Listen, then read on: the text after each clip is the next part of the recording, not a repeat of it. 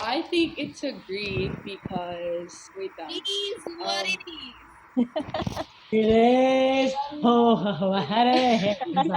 I don't know. I just think na say if you break up and then you meet again after like what 5, 6 years and you're both single. I think it's also your thoughts. Like if say you meet them at 6 years after, you can say na it's we met up again because we're meant to be. My motto in life is really it is. So whatever happens, it's God's plan, you know. They're saying hi to you. Come on in, Mika. Hi, Good girls. morning. Hi, girls. Okay.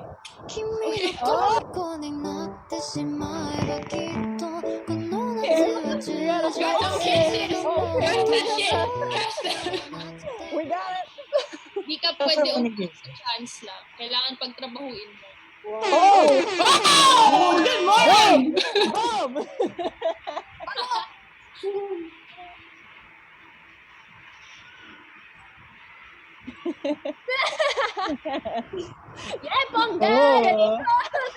Mix of answers. Okay.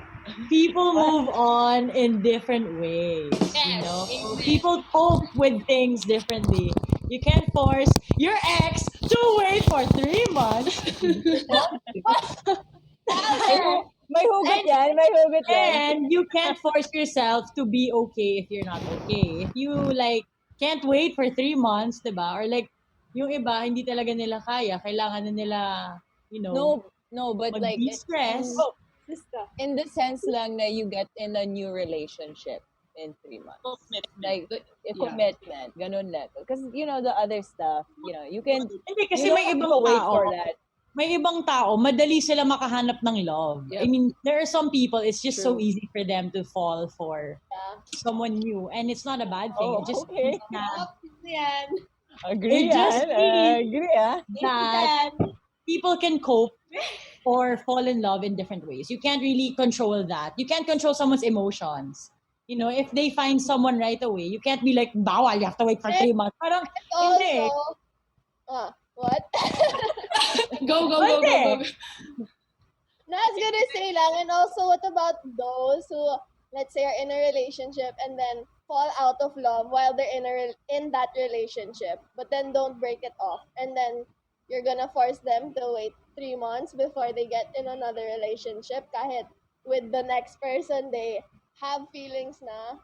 We all agree to disagree. Agree. Pero it's just more like Therese na parang if your way of coping is going with people, it's okay. Pero parang if it's a committed relationship, then if kaya naman, then why not? But of course, with what Bets is saying, na parang if there's an exception to the rule, it's really fine. But if you can and if it's possible, then of course wait 3 months. It's common respect na lang. Yes! My thinking also, Bay. Yeah. Respeto naman, No, no? Respeto kung matagal kayo. Relationship. That was my What's answer 3 also. months, bro? Char. Sabi mo kung kunwari 5-year relationship kayo, tapos 1 week, tapos okay na. Bukod ka na. Well, Ouch. Yeah. name drop anyone.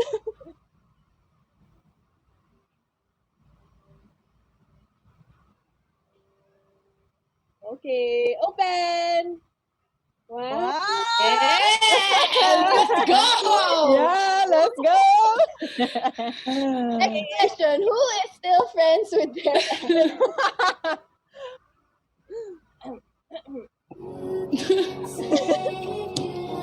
Okay, next question. Everyone was like, Curious let's go there na lang. Do you believe in the 3-month rule or no? Curious lang. Oh yeah. Oh, nga, Kim. Oo nga, Kim. Kami hindi mo Kasi sinasagot yung mga tanong mo. kaya nga, kasi ako yung nagbabasilite. Agree or disagree? I agree on both sides. Ay, no. Panda. Bawal atenistang sagot. Bawal atenistang sagot.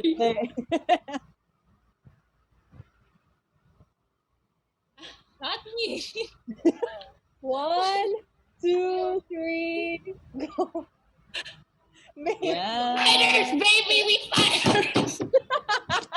Love is a battlefield. Alam niyo naman. Let's go! Yung laban ni Jules, grabe guys. It's like, Uy, si Danny naman. Pasagutin natin si Danny. Not this question. It's soldier of love for what? For God, for family. Oh, The next question.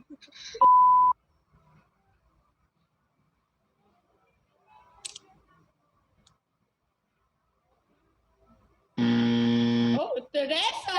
Oh no. Teresa! Diba? It's different. Explain after three. Wow. Oh my god, I'm pressured. Okay, out of sight, out of mind. Like, it definitely helps a lot of people. You know, it's basic. It is what it is. But sometimes hindi ba talaga makokontrol how powerful your heart or your mind is. You know, hindi nawawala. Yun lang. That's it. Like, for example, yan. Folklore na yan.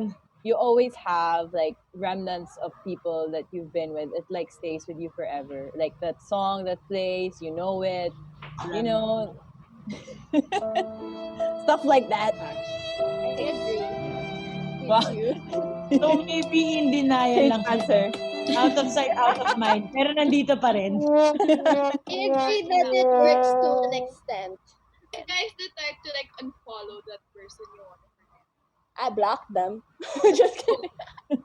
Wow. Depends on what they did. Depends on what happened in your relationship. Yeah, depends how it Yeah, ended. true. Depends how it ended.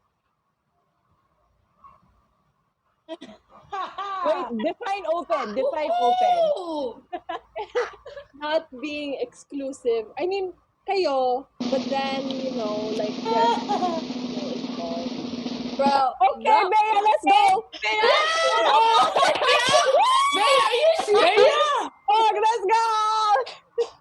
Cannot. Sino mga para kay Bea? Kasi, Oh, why? Hey, you have to cheers with bongs. Cheers kayo, yo. tubig lang ba yan, Bea? Tubig ba yan? Yeah? Tubig din to eh. Tubig na may sipa. Para, tubig na kailangan ng gano'n, no? Parang with me naman, parang may limits. Not naman like, I think I can do like you're with someone and then they flirt with whoever. I really don't care. I feel like it's healthy that you allow it in a relationship. But I think I can't pagka may emotional. Parang gano'n. Not that type of open, that talagang you have multiple. But like, let's say they're just flirting or whatever with other people. Even like an occasional, okay, fine, maybe not the whole way. I don't know how I'll take that. But parang a little flirting and doing whatever with other people is really fine with me. For as long as you come home to me, it's really okay. hey! Let's go. Bea, uuwi na ako. Wait lang ha! I like Bea's answer. I wish I thought of that. Kasi, yung sa akin, I think it depends on the openness that you have with your partner. Like, kumari, if pinag-usapan nyo, you guys really, like, stick to what you guys agree on. Like, okay, we're gonna agree that we can do this, we can do that, but there are certain things that we can or cannot do in our open relationship. Okay, we can flirt with other people, go on dates with other people, pero you can't go home with them. For me, diba, pwede, okay, you can go out with this person, pero I need to see if she's prettier than me. Oh, or pwede, if she's smarter than me, ganon. If she's younger than me.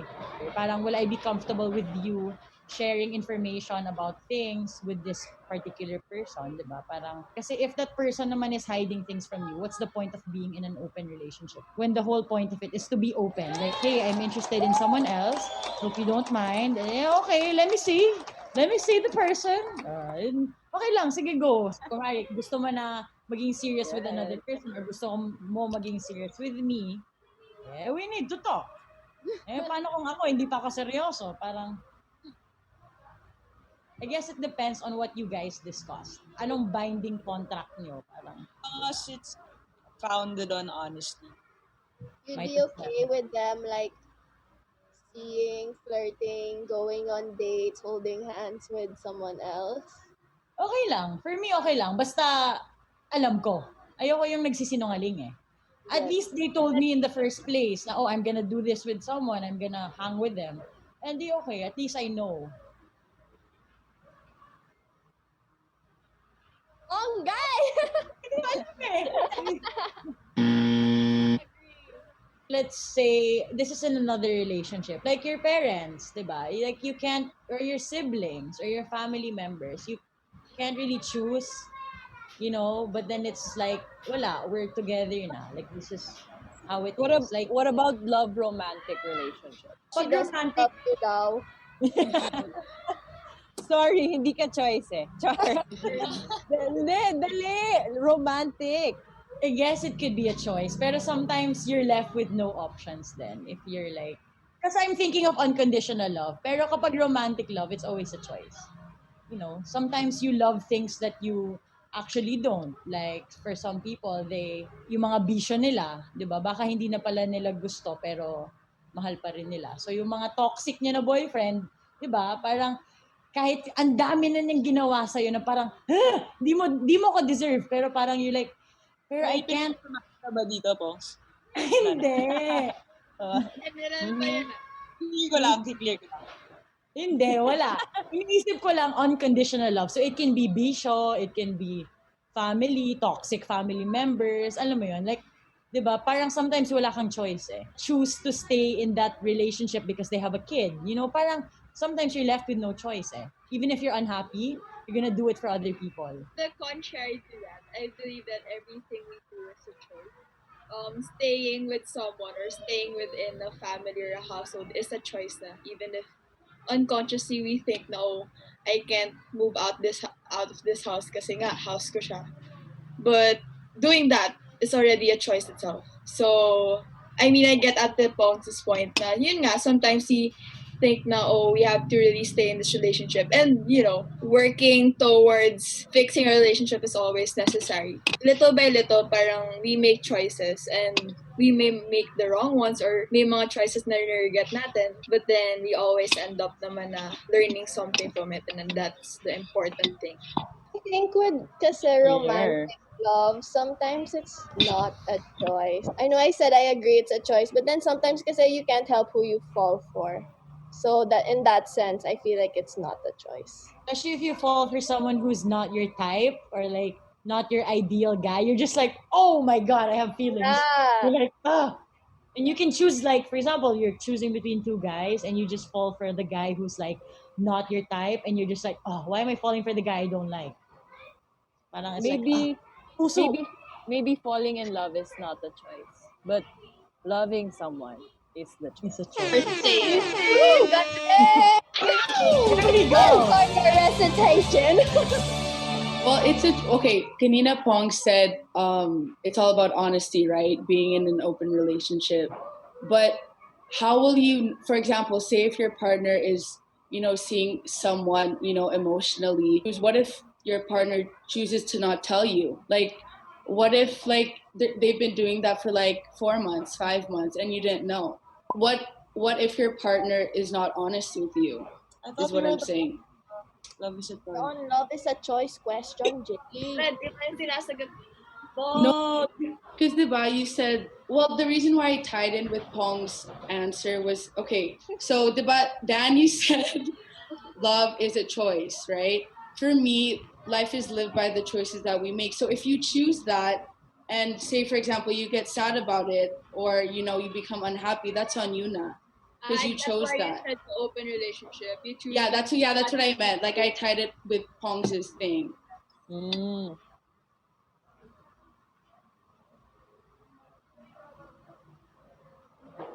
Open your eyes. Woo! Hey, Hey. Hey. I really believe that you should be the best that you can be on your own. You don't Ooh. need someone to help you reach your potential. Like, obviously, people will help you get there, but parang you should be satisfied with who you are and what you're doing all by yourself. Para you're never dependent on anyone else. I feel na if, like, you wait for that soulmate, you're like, oh, I'm gonna wait for my soulmate so I can be like this person and be like achieve all these things. Why do you have to wait pa for someone if you can do it naman on your own? Really? I changed my answer to what Beth. But this is correct. Yeah, can I change mine? Correct. I didn't hear it properly. Agree lahat. Why do I have to be so dependent on someone else? Yes. Yeah. Why? Yeah. Sometimes though it's not. Sometimes it's not being dependent though. Sometimes it's because, like, for example, me, I'm super private, and like there are some people who are scared to be judged and scared to be 100% open. But there are people na parang they have masks. Like there's one mask that you show to your friends, there's one that you show to your family, and there's one that you keep to yourself lang. Na parang it's like the thoughts that you have that are just to yourself. So when you're like your most vulnerable and you're most you, like when you're in that space that's just the most you, it's like, can someone accept that? You know, like, can this person accept every flaw that I have, every thought that I have, every stupid decision I made in the past? Parang kakayanin ba to ng tao? Kasi ako hindi ko kaya eh. Parang kapag iniisip ko yung sarili ko, kaya ko ba yung sarili ko? Parang can I date myself? It's like, my God, I'm like cringing at myself. So I'm thinking, like, can this person handle every like part of me? So I guess that's just in a perspective of someone who's super private or like has like different personalities. Alam mo yun? Especially if you're open to other people and then there's someone that, you know, like, I trust you, ikaw lang talaga. Parang, kaya mo ba? No, but then I guess then it depends kasi on the type of like person you are right now. Compare yourself now to 2 years ago. Obviously, 2 years ago or 3 years ago, I would have thought like, oh no, I need someone to help me bring this out. I need someone to help me reach that. And that's fine too because like that's where you are at that point in your life, diba? Just depends na on what you need and what you're looking for in that moment.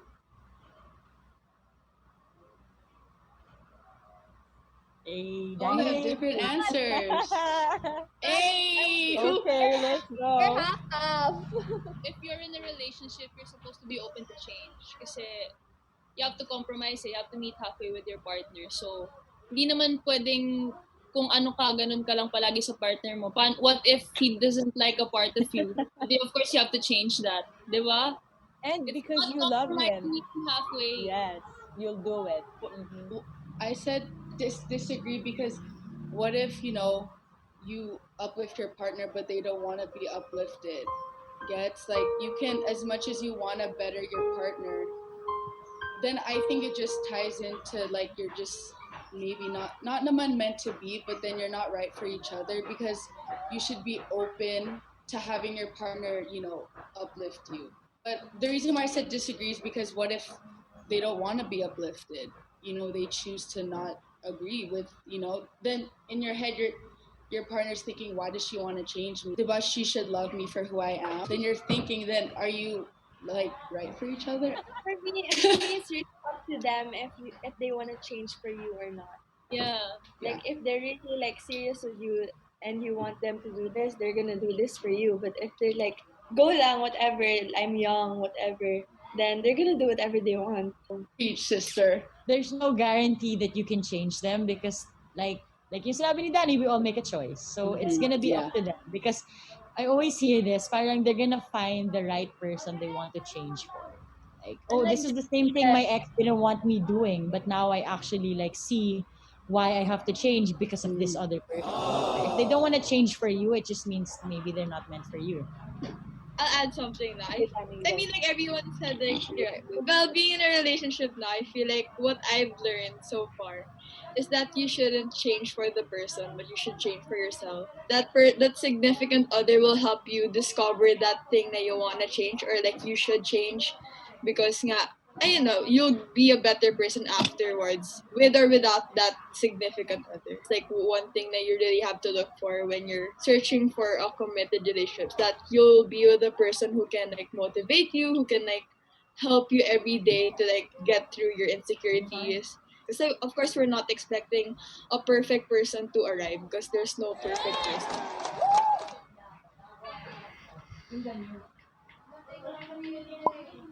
1, 2, 3. Open your eyes. That's Jamie! Oh, me! Jamie, why? What's your answer?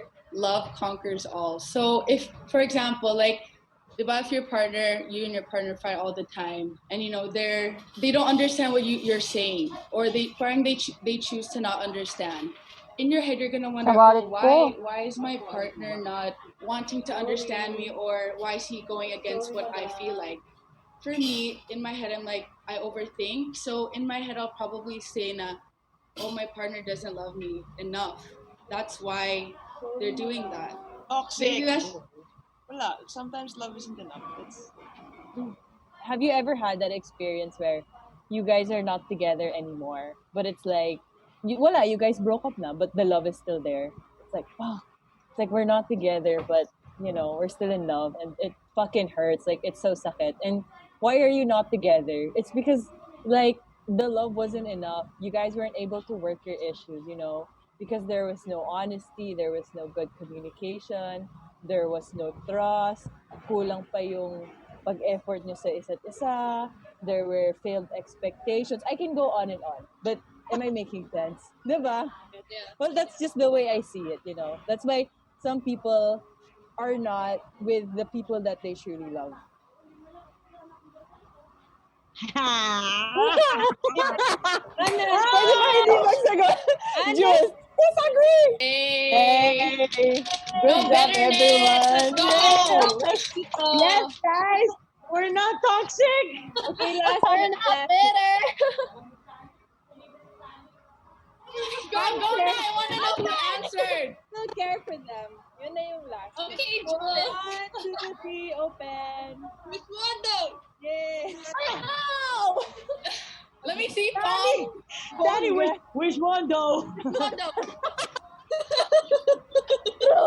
Which one though? We care for them. Yeah, Sabi niya love. Sabi mo love. She said love.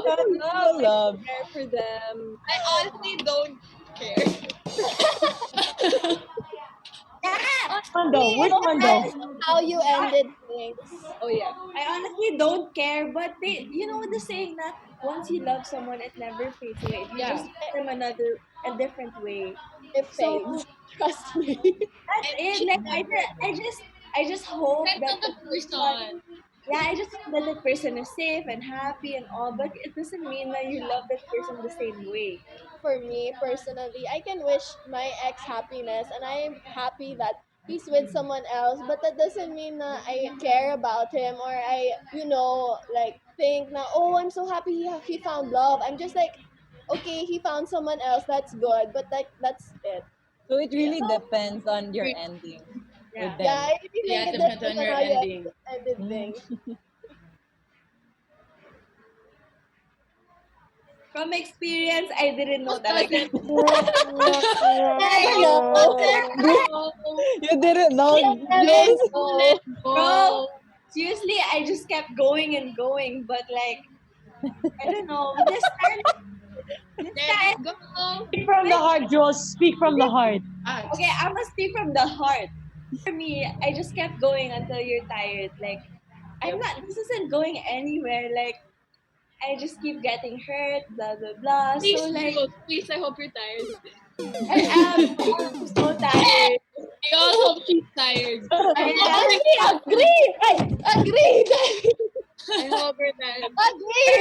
Who wants Jules to be tired from it? Who wants Jules to be tired from it? Girl, alam ko, hindi ka napapagod eh. Go lang. Ngayon nga, pagod na ako. So, right now, Sabi yan. I am. Meron pa yan.